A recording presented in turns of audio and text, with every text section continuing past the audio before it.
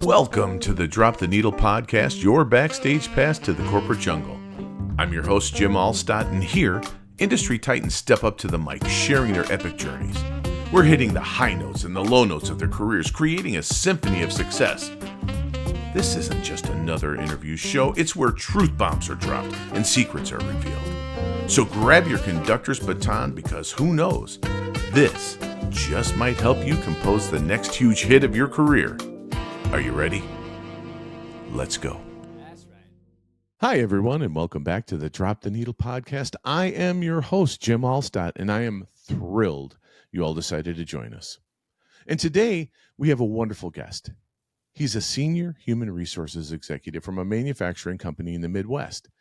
Ken Bauer has a very unique background in that he comes from a skilled labor background in manufacturing first, meaning that he was out on the plant floor where he started out as an hourly employee who then worked his way up to become a maintenance manager and then on to become a plant manager, where he eventually ended up where he is today in human resources.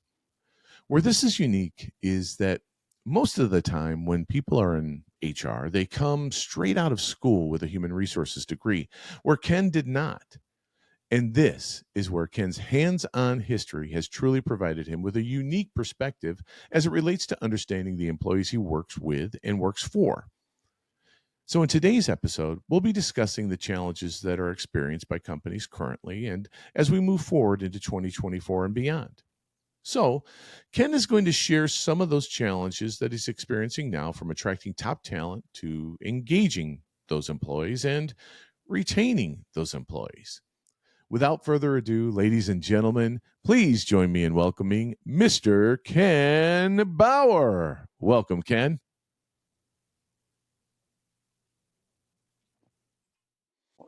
Thank you very much, Jim. It's a pleasure to join you here on your show. I appreciate you coming. Thank you very much. Thank you. You bet. So, as I mentioned in the beginning of the show, there are a number of challenges that you and other companies are experiencing in as it relates to labor these days. As far as you're concerned, what are some of those things that you see on a regular basis? The number one thing we're searching for, and we're talking about manufacturing and employees, where we're talking blue collar folks that want to come to work and do a good job, and they want to provide for their families. So where we are experiencing our challenges is in skills. A lot of times the high schools aren't necessarily pushing manual labor. They're not pushing trades work. A lot of it is focused on just going to the next step, which society has deemed as going to college. Right. So, right. So that is what all of schooling is just preparing for people, for the students to go to college, and that's not necessarily the best choice for everybody. Right. And I think that there we find a shortage because there's a stigmatism around working with your hands, or especially with families that have the means to send their children to college. A lot of times if you don't have the means, there's not necessarily, they will not, they just don't have the opportunity. Right. No where choice, if really. they had the means, right, there's no choice. Where if they had the means, they would definitely be, would definitely go on to secondary, or, go on to that college education and stuff. Gotcha. So you have it from both ends. One, you have a group that may not have the means, and then you have others that are forced to go into it because that's what society has told them, or their parents have told them to do. Right. Well, I think that, gosh, even in the 60s, they had so many of the sitcoms and, 70s talking about, well, I want my kids to have it better than I did. I don't want them to do. But the thing about that, and not to pile on, but the thing about that is, you're right. That skilled labor sector is lost. Doesn't really exist, right? Right. And I see it having kids that have gone through high school and that are in high school. And I think and I'm not sure, so I don't want to speak out of turn, but I think a lot of that has to do with maybe funding of the school programs with secondary education and teaching to the tests and things like that. Let me first of all, or secondly, say after that, throwing a grenade in the foxhole there. Let me say that being an educator these days is certainly an unenviable no doubt role to play in today's world. It's yeah, it's you're tough, being man. attacked from everybody. Yeah, Oh my gosh, by everybody. parents, kids, community, you name it. It's just really tough. So hats off to them, and I give them Agreed. all the credit in the world. All the credit. One of the things, as part of what I do as well is talent acquisition, search, executive search. And one of the things that I've noticed is the difficulty in attracting that talent too. Even if, let's say, there is a mainstream job, just getting that person to notice your organization and why should they come to work for you. What are some of the things that you're doing as it relates to bringing that positive attention to your organization to have somebody come to work for you? We, the company that I work for focuses, at least we try, it is our intention to focus on the individual, the employee, to become a whole individual. And in those cases, what we do is we offer financial assistance if they do want to go to school. We'll also offer financial assistance if they want to do trade stuff, but not having a whole lot of people coming to us about trades. Gotcha. And I know that yeah. No, go ahead. I'm sorry. I don't want to interrupt. No, I thought you were going to help me out here and throw me a lifesaver. Absolutely. Absolutely. I can do that. I'm happy to do that. So I think that some of the things that your organization and other organizations are getting to as it relates to attracting top talent is the culture, right? And we talk about culture is such a popular word out in the industry as it relates to talent acquisition. Culture.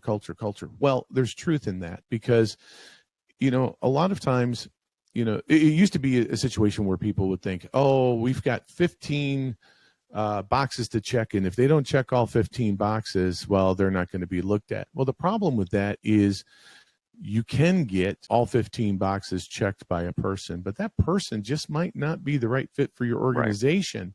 And in hiring that person, let's just call it a mistake. Let's say making a hiring mistake like that, you can really do a lot of collateral damage to your organization. And I think what, again, your organization and other top organizations out there are doing right now is they're really digging a little bit deeper to make sure that they have the right cultural fit, and they'll forego some of those experiences that they originally can be trained. Sure. Right. Exactly. If you have the right person, I think that's it, right? That's 90% of the job is finding the right person. And then if you did find the right person, especially, in other jobs or specific jobs, if you do find the right person, they can pick up those things. Like you say, they can be trained those, certain skill sets. And then you have somebody that's going to be with you for a long, long time.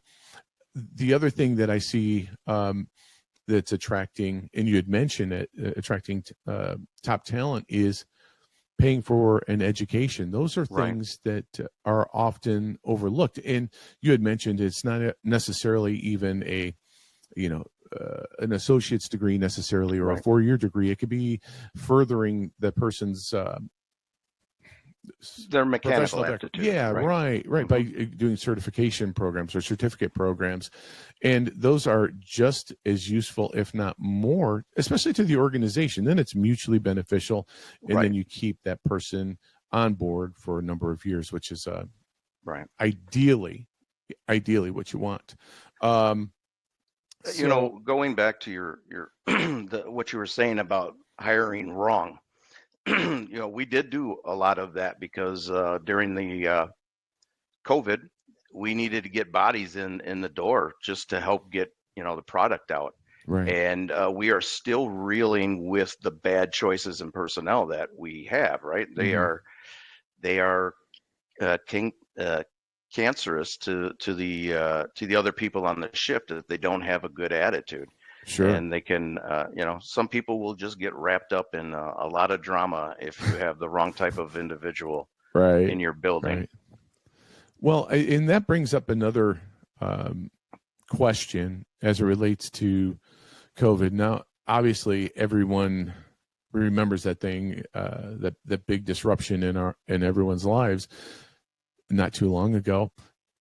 With COVID, there was definitely a change, right, in how you could hire, who you could bring in, those sort of things. And you mentioned, that the aftermath there on some of the hiring. But so What are you doing now? How's it changed from okay, let's do it this way. From pre-pandemic to during pandemic and post-pandemic.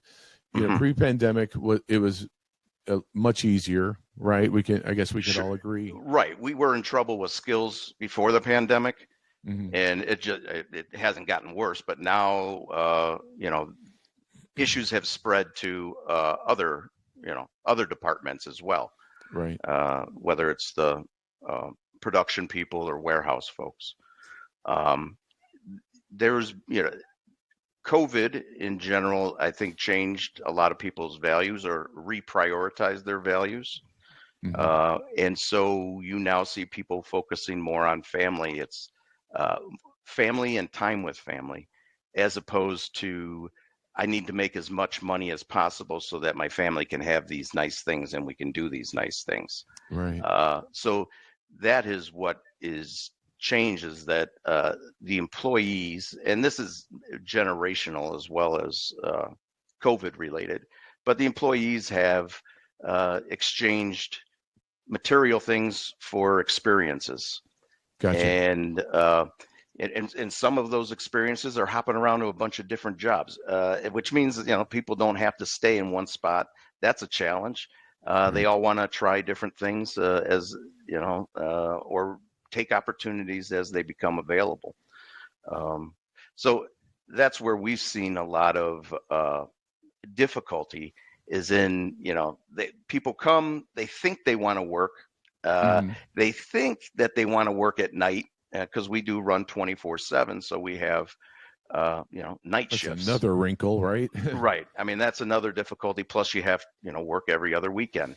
And that is just another formula that it doesn't fit with a lot of the values of the upcoming people into the workforce. And it has, I think it started with Gen X. I think I'm going to call myself a Gen Xer. We started with the,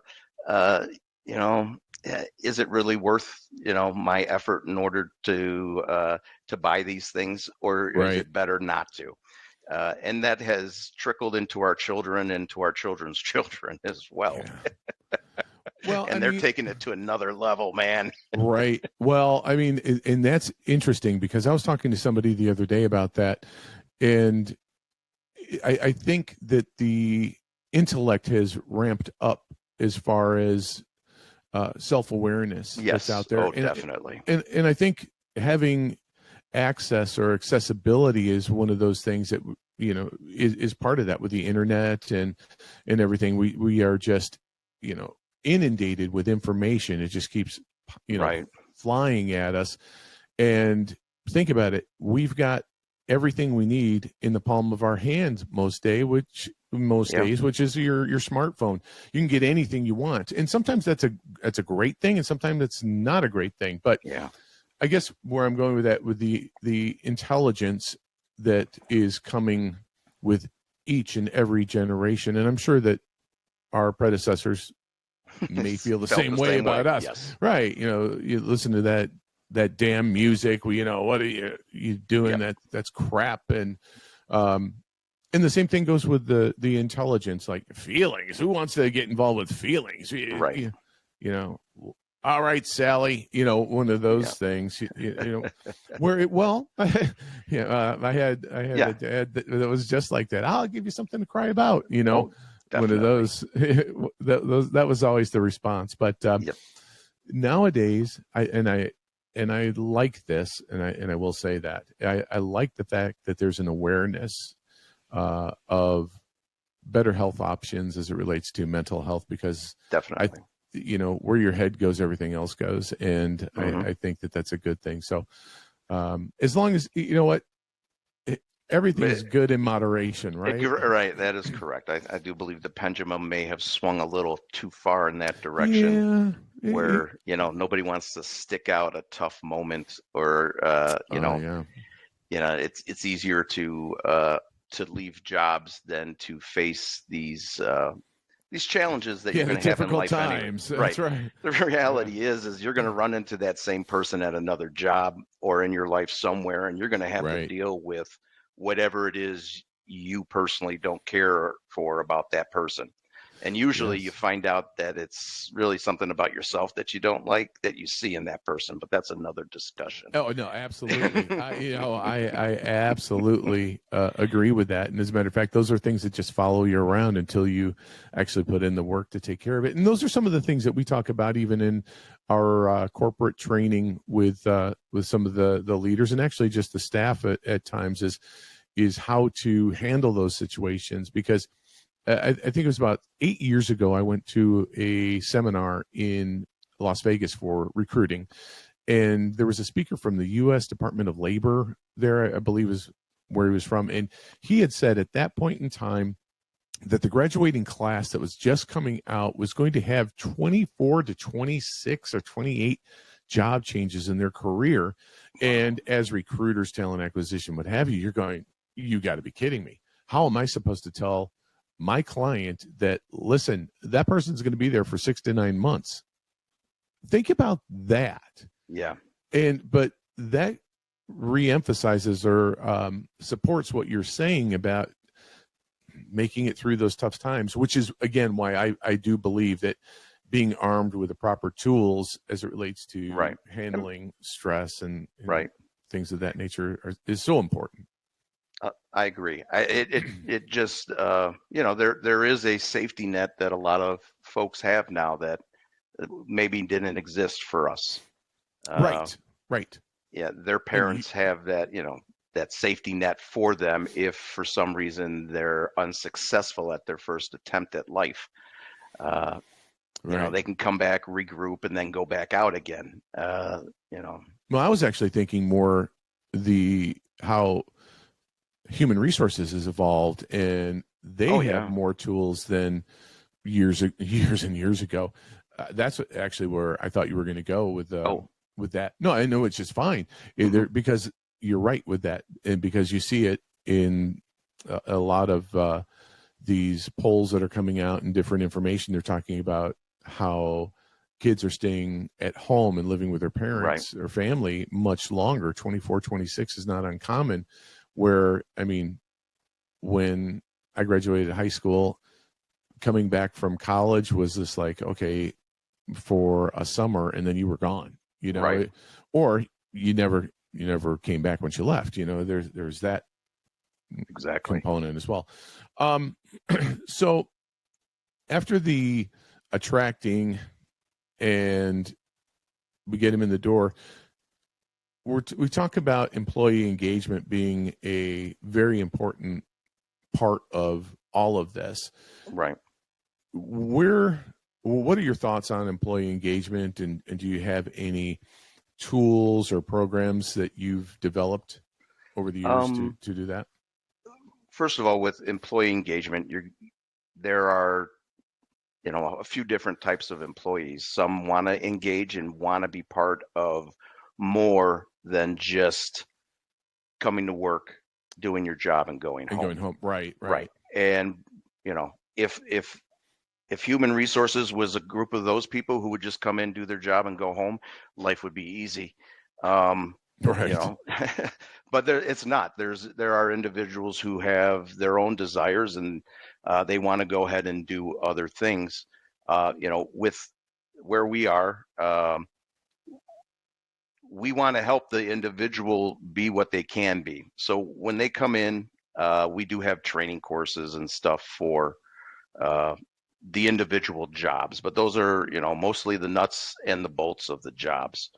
That's where we'll do a bulk of our training.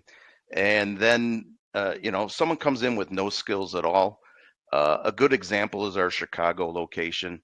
A lot of those folks came in with no skills at all. They were immigrants, you know, they're first generation here, and they some came in as material handlers, and they worked their ways up to being maintenance people. So what if you can provide a career path in manufacturing for individuals to see, you know, lay it all out for them, that is hopefully motivating. But again, if you're not going to be there for a while, you only see yourself. I mean, the company I'm at, I was only going to be here for a year. It's going on 24 years, 24 plus years. Time flies, right? Yeah, it does. But I've also had multiple jobs in that time. So it seems like I've hopped a lot of jobs, but it's really the same company with just a bunch of different jobs and different responsibilities. But, you know, if you can provide that path, we have levels, you know, your level 1 maintenance, level 2, level 3, to provide that path of growth. And usually what we'll see is, you know, if you're in maintenance, your next, you know, if you want to be promoted, it would probably be to engineering, which is an option. If you're in, you know, warehousing, then your next promotion is probably to production. And then if you want, you can get into maintenance, or maybe supervision and leads. We try to provide, each supervisor has a lead on their shift. And the lead is basically somebody who is preparing to be a supervisor, right? Right. But they also perform their own function on the shift as itself. And therefore, you're always trying to develop the talent that are going to be leaders.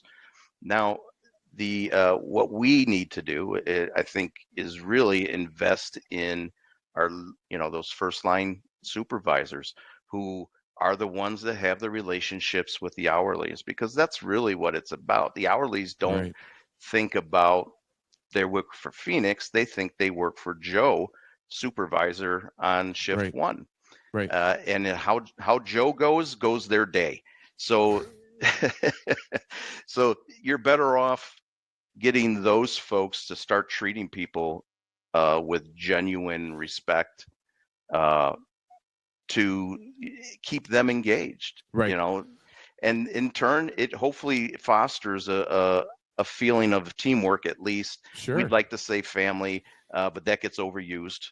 But you know, you are a group, you are a team, and you have a single focus, and you know, at least you're part of something a little bit bigger than yourself.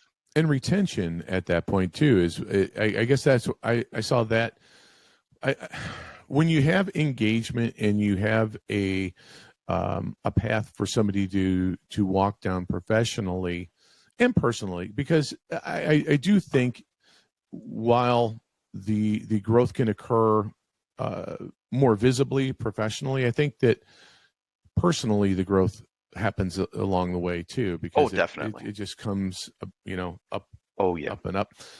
But where I'm going with that is, it then really fosters an environment and an organization that keeps their people, and they do it by taking care of them, engaging them, and you have that generation of employees then 5, 10, 15, 20, 25 years. And I know, you know, I'm doing my multiplication tables by 5. Look, Mom. But you know, you know what I mean, though, right? Because, oh yeah, definitely. What value? What value? And that, to me, and I'll circle back around to your attracting talent, that's got to be a huge plus in that regard, that you can go, okay, well, look at John. John's been here for 25 years. John, why don't you take Bill around the plant, Right. or Ernesto, why don't you take Sally around the plant and show her around? And I think that there's just a real value in that, in keeping that person around for so long, because then there's that whole tribal knowledge thing that kicks Right. in, and it's just there's, well, I mean, if you look at it, there's probably some really great things about it, and then there's some things that you go, it's time to shed some skin and make some changes, and that's no longer a place where we want to be. And no, as I was talking about our Chicago's, location, those Right. immigrants who ended up, making their way up to maintenance, when we made the announcement that we're closing those areas, we found that they took a pay cut to remain with us instead of going out and finding another job. Oh, wow. With maintenance. That is not a choice I would have made. I would have said, "Oh, you know what? See you guys later." Right. And so you have to ask yourself, why did they do that? Are we that great of a company, or do they lack a little confidence in their skills outside of what they know, or whatever it is? Could be a little bit of both, but who knows? It is. But sometimes people are Peter principled, and then you're stuck with that for a while. Which is a shame, because what ends up happening is people who've been there for 25 years, they get that promotion because they've been there for 25 years, not because they're capable of the job.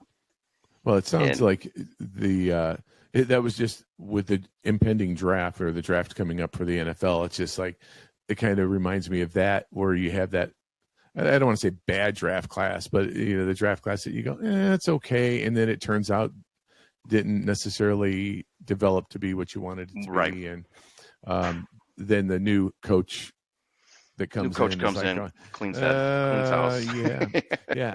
So I got some work to do here. You're gone. Right. So I mean, which is funny, because the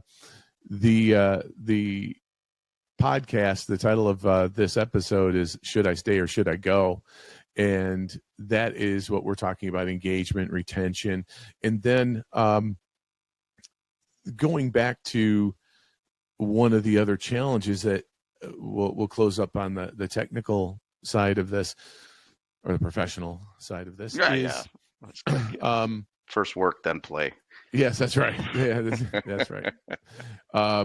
The return to work, that whole hybrid type of deal. How is that? Well, as a manufacturing company, I'm sure there's only so many positions that can be that. But what have you seen? What kind of adjustments has your organization made to accommodate those things? For us, when COVID started, and everybody started getting sent home, it worked out well for us, because the office space that we had was super cramped anyway, and I think people liked the idea of working from home, and then that went on for 2 years. Wow. I mean, and then when you said, "Hey, come on back," everybody's like, "What are you talking about? We had success. We were successful during that time. We don't need to come back."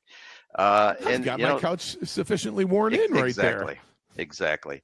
And, that has been difficult, because while, the offices that we left, when we came back, we had new offices in a newer facility. And to have, we wanted people back in the office to fill up the space. But the reality is the world changed, and you're going to have to accept it. Right. And that is that if you're lucky, you'll find people who want to work hybrid. If you're unlucky, they just want to work at home. And, when you have an organization that has as much tenure as us, that meets a lot of just cultural resistance from ownership on down. There's people who grew up old school and they think you need to be in the office. And so there's that part of it. And you could see companies like who is it, JP Morgan calling everybody back. That's going to force people to leave. And we don't want to do that. We were successful during that time, but we do still want to have some sort of interaction personally. So we've just adopted the hybrid model.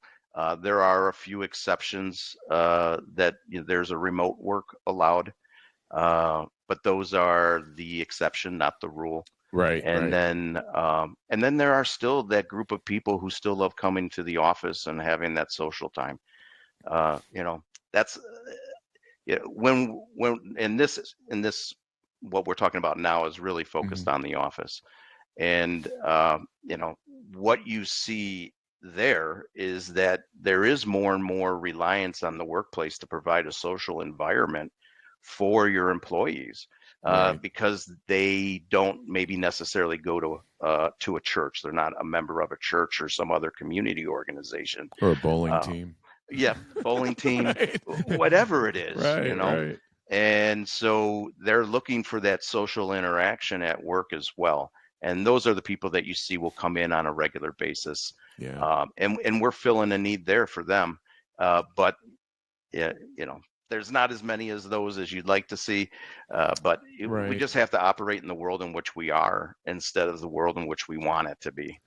Well, and that's a good point. And interestingly enough, I've got a couple of things as it relates to that. So I was working on a project for a company, and it happened to be an inside sales role. And talking to this woman, we were talking, and I said, "Well, do you know about ABC company?" "Oh yeah, ABC company's got a great culture. That's what I want to be a part of." And I said, "Oh, that's awesome. You're absolutely right. Their culture's fantastic. Da da da da da."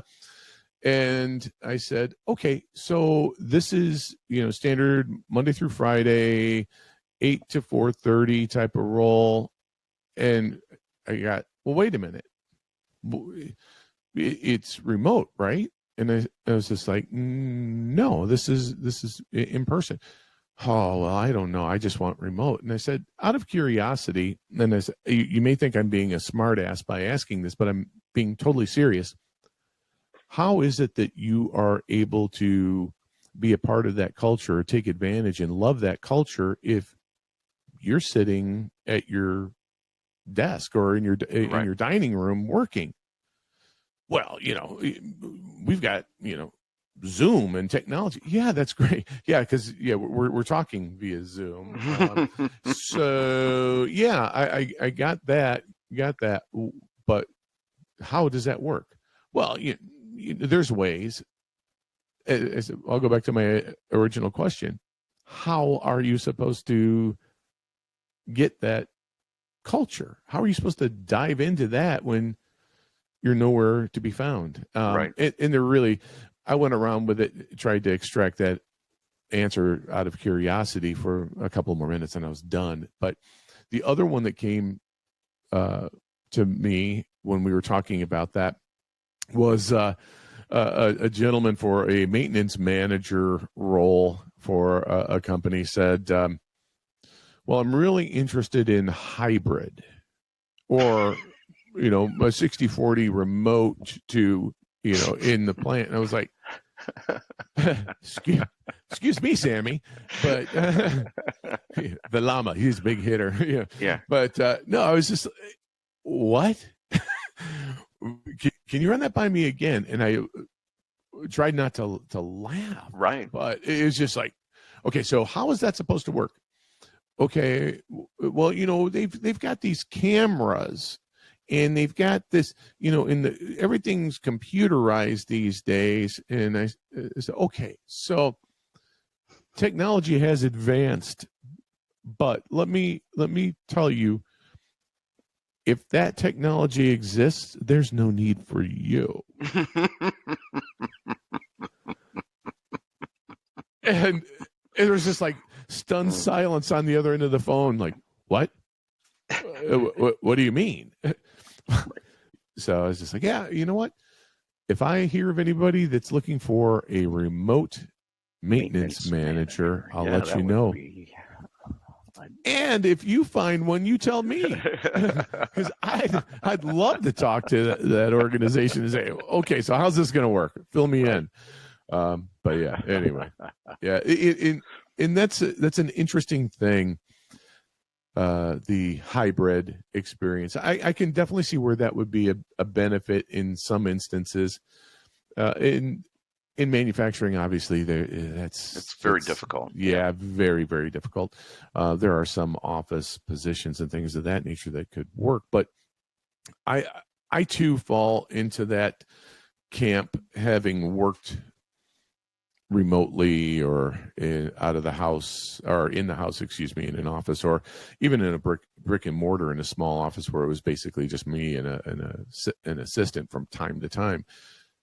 I miss that camaraderie. I miss the energy, because that's some heavy lifting that you have to do on a day-to-day basis as it relates to being energized. Now, to that end, with today's technology, and Microsoft has Teams and all the other, Zoom and so on and so forth, that separation or lack of connection is limited, but it's still different, because it's not like you're walking to the kitchen and, hey, do you have a minute, Bob? Do you have a minute? There's that spontaneity where I think some real magic happens. I agree. Yeah, but and I mean, I'm a remote worker, and I go in.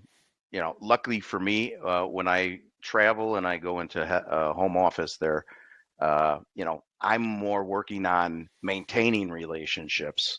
Right. I can't imagine starting a relationship remotely. Oh my gosh. And yeah, I mean, that is just got to be incredibly difficult. I think so.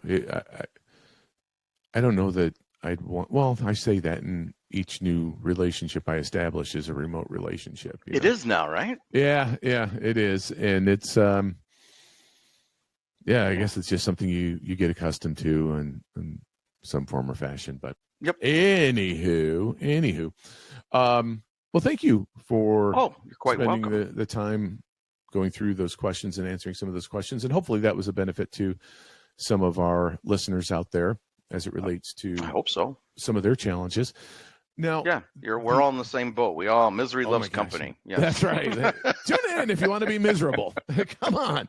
Well, I'm in HR. Come on over. Be miserable. That's right. I'm the company you're looking for. I'm Mr. Miserable. Yeah, great. So part of the show is music, and actually, and we talk about the 4 pillars of the show, and music is the tie that binds. And I have mentioned it a few other times on our other episodes that I do believe that everyone has a soundtrack to their life. Sure. And we're going to go through some of these songs here really quickly. Okay. And talk about them, because I'm curious to know where your soundtrack is and where it ends up. Sure. Okay. Yeah, no worries. You ready? Yes, go ahead. Okay. Fantastic. Let's go. So what was the first song that you heard on the radio that you can remember saying, man, I want to hear that again, and you're scrambling up and down the dial trying to find it? A song like that, well, I remember when Kid Rock's Bum with the Bomb, Ba-Dang, Ga-Dang, Diggy, Diggy, whatever that one came out. Mm-hmm. I loved that one. That was one that I would go ahead, because I wasn't going to buy no CD just yet, because I didn't know if this guy was a flash in the pan or not. So that was the one that I think that I really enjoyed and chased it. I also remember Photograph by Def Leppard. That was another big one. I liked that one.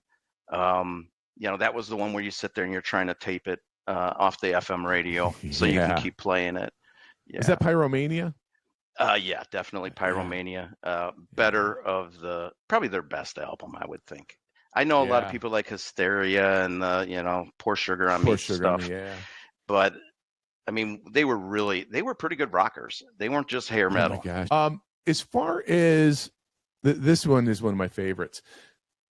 Did your family have a song that everyone would belt out when you went on road trips or on vacations in the family truckster? No, my parents were radio people. They're Like Paul Harvey type of radio? Talk radio? yeah, my dad, he was News Radio 78.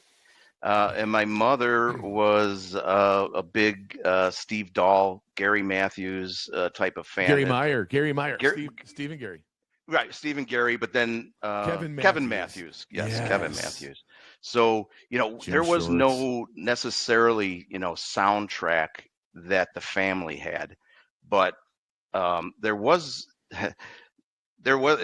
my first time experiencing that.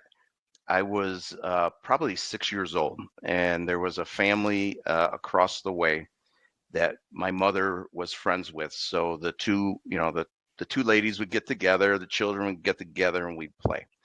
And so we were traveling in their Clark W. Griswold station wagon to Nice. whatever we were off to do. And I told you my parents didn't have something you could repeat over and over. Well, this was the first time I was exposed to an 8-track.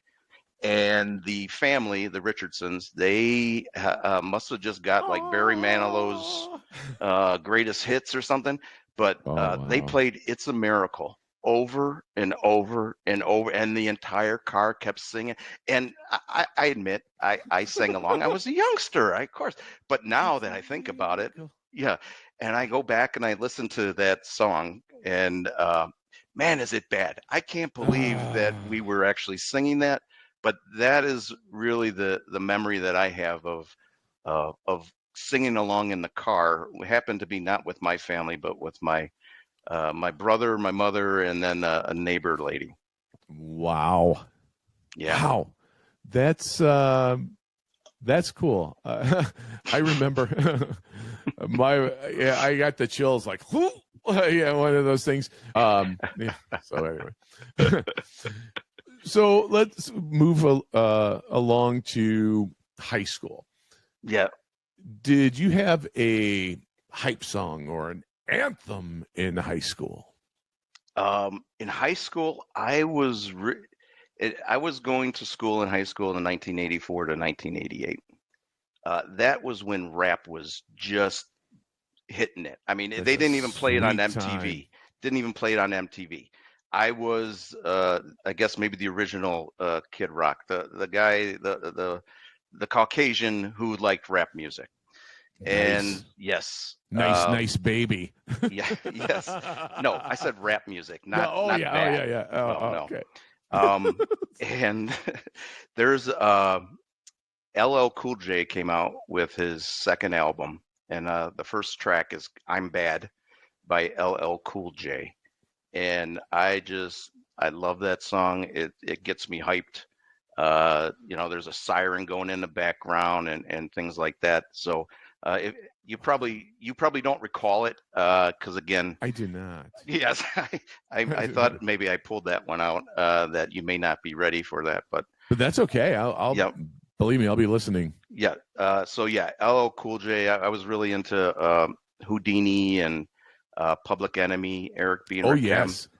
What was really cool about that time was that you remember how like you'll watch like that Elvis movie or Johnny Cash movie where all the artists are going together from show to show, right? And each artist plays, their set.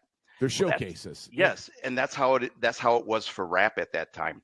And so you would, when you go in back and look at it, I saw LL Cool J, Eric B. and Rakim, and Public Enemy and the Beastie Boys all on one stage. Oh my gosh. Right. So, but that was in the infancy of rap. Oh my and gosh.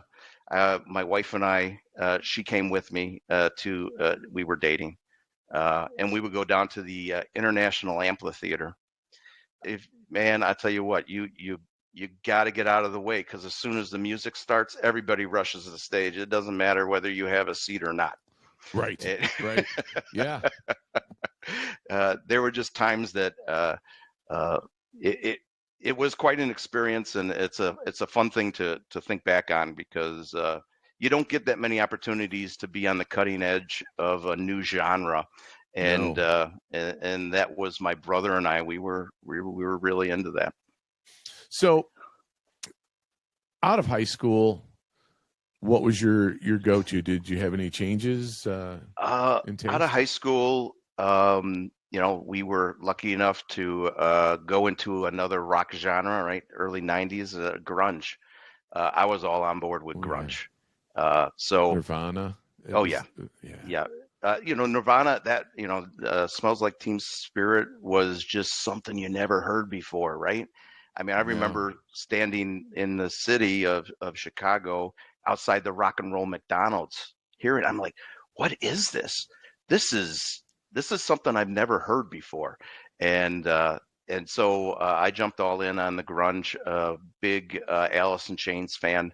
Yeah. Um, uh, Pearl Jam more than Nirvana. Nirvana, well, they were the pioneers, so we'll Yeah. give them credit, but I wouldn't say that they make my top five.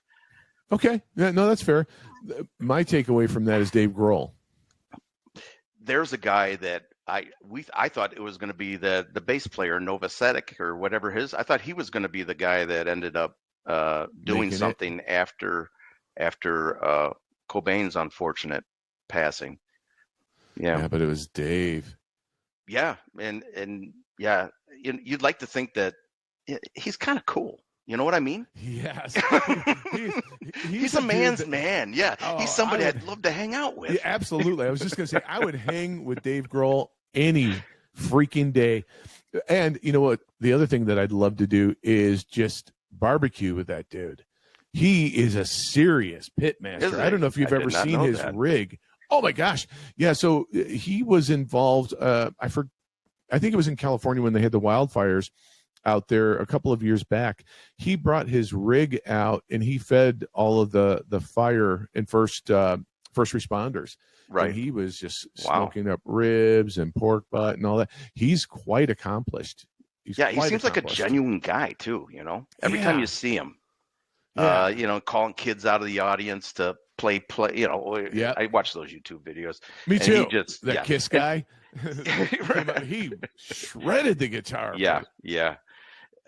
Yeah, it's just fun to watch. And Absolutely. and he just seems so genuine. Yeah, he's somebody that maybe now that we're talking about him, he'd make my list of one of those guys you want to have dinner with. Yeah. Maybe He's a coffee yeah. dude too. I don't know Is if he? you knew that. Okay. Yeah. No, I did not. Well, he's from Seattle. Well, right. I mean, I think that. So he's got a book called The Storyteller, and it's Right. fantastic. By the way, just a fantastic book. And he mentioned being a coffee dude. So anyway, There you go. then we go on after that little derailment. Yeah, we'll go on to the Folgers next for question. David Grohl. Yes. Oh, I don't know. No, you don't like think he's a Folger? Maybe Maxwell House? Sanka. I'm thinking Sanka, he's maybe. going all Yeah, a the little way to instant. the Yeah, let's instant. go instant. Yeah. Instant coffee with Sanka. Yeah. So as we progress through our life here, Yep.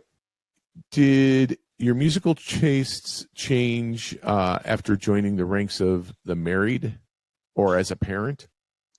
Um, I guess what I had to learn is to be more tolerant of people's poor taste in music. Get off my lawn! Get off my musical lawn! Yes. Damn you! I have. I would say that if it wasn't for my wife and children, I would have no idea what top 40 music sounds like from probably 2000 through today. So yeah, while I don't necessarily always enjoy it, it's good for cultural reference. But I have grown in that I've expanded my own personal taste into red dirt country, or Interesting. that's very southern rocky, Okay. southern rock music, not southern rocky. And then also I always loved the blues. And so, Yeah. you know, anytime I get a chance to hear something that's, you know, a little bluesy, I enjoy it. I know it's simple, but it's enjoyable. I'm big fan of the blues. So it's pretty cool. As far as the company's concerned, Yeah. is there a song that describes your company currently? Yeah. You know what song I'd choose? I would choose You Can Still Rock in America by Night Ranger. That's correct. Yes. Yes. I saw them in concert as well. Starship opened up for them. Oh my goodness. Yes, they built that city. Oh yeah. Yes. Yeah, Grace Slick. Yes, she was in her. Yeah, she was on her last legs. But no, it's still rocking America. Very cool. Yeah, the leader of our company is very enthusiastic, and it's infectious.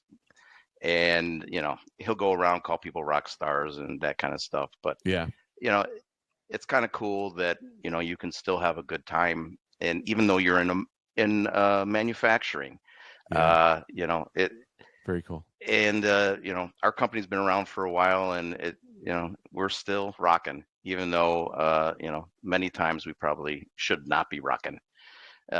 So that's awesome. Yeah, that's awesome. There you go. So who's your favorite artist and what's the song? If I have to go, yeah, for an entire catalog, and I'm going to exclude the Rolling Stones and the Beatles because that's just, well, okay. So I would have to go with ZZ Top. I think it combines a lot of everything. Cool. And the song that really introduced me to ZZ Top and got my led me down the rabbit hole that is would be Sharp Dressed Man. Very cool. Great song. That's a great song. The last question I have for you is, who is tops on your playlist right now? And if we took a look at it, who is it? What is it? Yeah, I listen mostly to XM. Oh, okay. So right now, or what I've been listening to a lot of is a station called First Wave.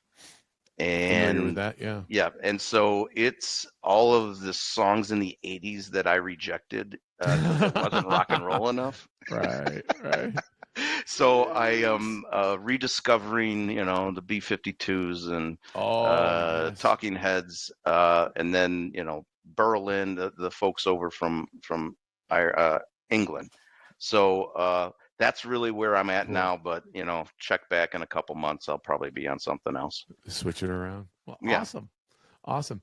Well, I'll tell you what, that does it for our show today. And I'd like to thank everyone again for tuning in to the Drop the Needle podcast. I hope you enjoyed this episode. A big thanks to our special guest, Ken Bauer. Thank you for having me. I appreciate it. It was very enjoyable. Thank you. This was awesome. I would also like to remind everyone that as a special gift, we have a toolkit for our listeners, as well as a link to the playlist. So, one other thing, don't forget to like, comment, and subscribe to the Drop the Needle podcast to stay up to date on our latest episodes. Plus, head on over to our show notes where there's a link where you can grab your toolkit and the episode's playlist. All right, my Drop the Needle posse, like Billy Joel says, from the highs to the lows to the end of our show, this is the end of our show. Until next time, this is Jim Allstott wishing you infinite health, happiness, and the perfect playlist for your life. Thank you again for being the best part of us. Catch you next time.